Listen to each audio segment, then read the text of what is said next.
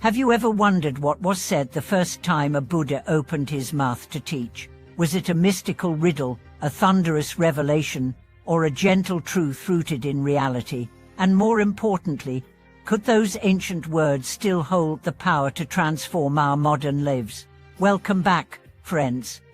In this episode, we are journeying back over 500 years to a quiet grove known as Deer Park in Sarnath, India, where the Buddha delivered his first sermon and set the wheel of Dharma into motion. This moment is known as the first turning of the wheel of Dharma, a phrase that carries mythic weight. But at its heart, this was simply a compassionate man speaking to 5 old companions about what he had discovered beneath the Bodhi tree. He did not seek followers. He did not proclaim himself divine. He simply shared a path, a way out of suffering, and what he said that day would ripple across centuries, cultures, and consciousness. Let's step into that moment together.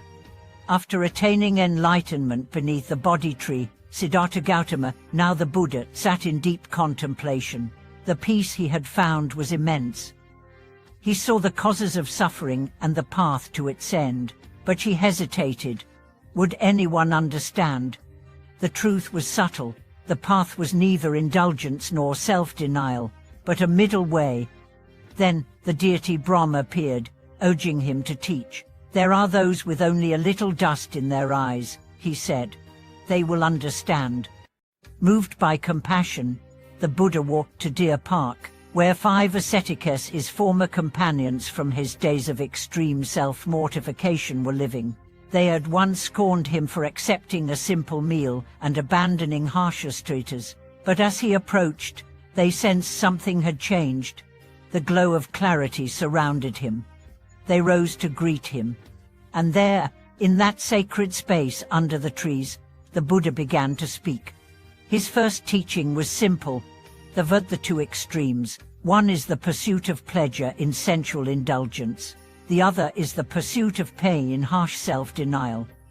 Both led to suffering. Walk the middle way. This middle way was radical.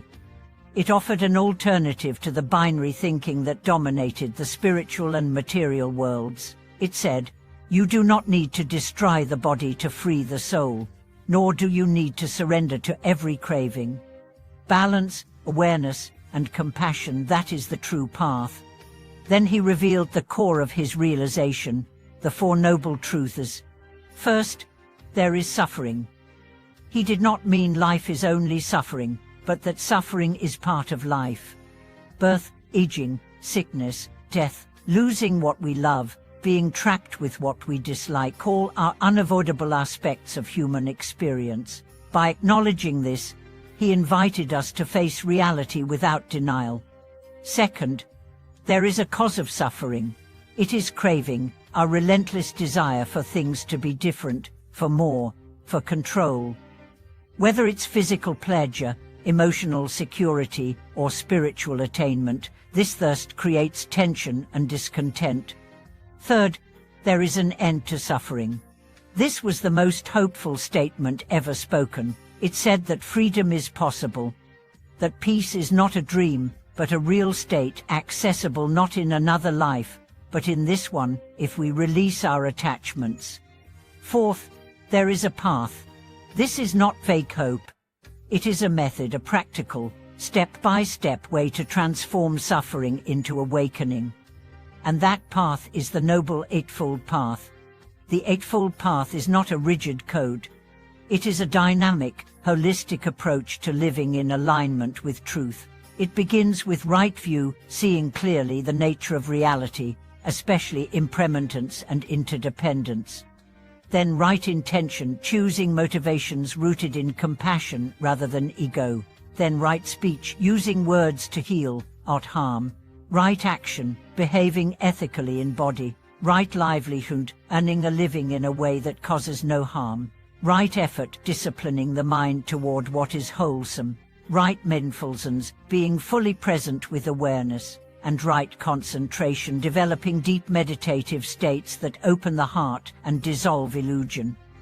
Imagine receiving these teachings, what as abstract principles, but as a breath of fresh air in a troubled world. The 5 ascetics did. Upon hearing them, the oldest among them, eliminatekarma, awakened.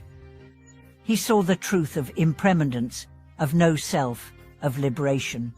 And with that, the first Sangha, the community of awakened beings, was born. That day, the Dharma entered the world. But this was more than a philosophical moment.